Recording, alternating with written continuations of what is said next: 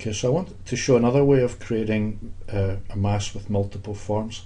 In this particular example, I'm in a mass family, so I started the process already. What I want to show you is that in this family, you can use the levels simply as horizontal planes on which you want to draw a sketch, or you could make the assumption that these are actually the floor-to-floor heights. So in this example, what I'm going to do is create a 16-foot floor-to-floor height. I'm going to use my levels for floors. So I'm thinking that the ground 2 floors might be commercial, and then above that maybe I've got floor-to-floor heights of 12 feet. And now I'm getting ready to draw the form that I want on the ground floor. So if I click on the sketch, make sure this says level 1. I'll make it just 100 feet by 100 feet. So I'm drawing it in 100 feet by 100 feet. I can grab the sketch, say create me a solid form. What's a little bit different here, before when I was using this, I was using the temporary dimensions, but you see if I use the push-pull controls, I can move this so it aligns with the height that I want from my floor to floor. I'm just kind of parking it in space. I'm not locking the relationship. I'm just trying to stay very fluid in the way that I draft with the product. I can hit the tab key to select that form that I've got, my 16-foot form, and I can say copy to clipboard and paste aligned to selected levels. So the aligned will make sure it's immediately above what's already there, and I'll be able to pick from the levels to choose which one I'm putting it on. So levels 1 and 2 were going to be commercial.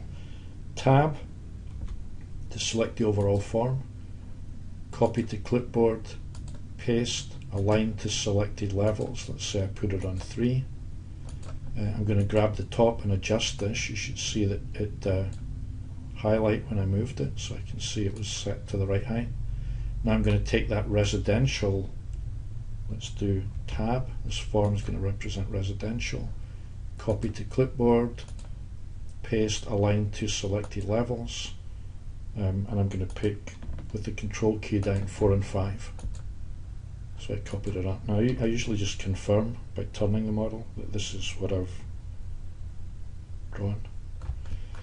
So the advantage of this now is the flexibility you've got with push-pull operations. I've got multiple forms, and if I want, for example, to take the second story and set it back to 95 feet, you see I can adjust the face. So if I pick it, let's make that 90. So I'm going to step them back at 5-foot intervals. And 85. And the last one on the top here, 80. Okay, so if I wanted to do this on the side, I'm going to set them back just quickly. So 95.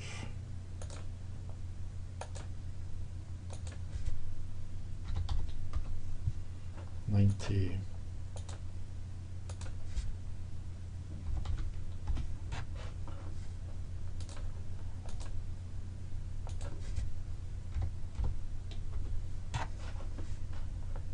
Okay, but what I also want to show is that inside these forms, I've actually got the ability to edit the edges. So if I pick the edge here, I can change that value and say I set that back to 75. I'm going to make this slope.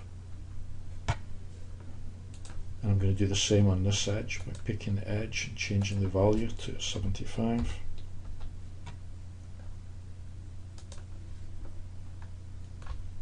And I might even do something like edit a vertex, where what I'm going to do is drag it up to a specific height. Let's say that goes to 25 feet on the roof.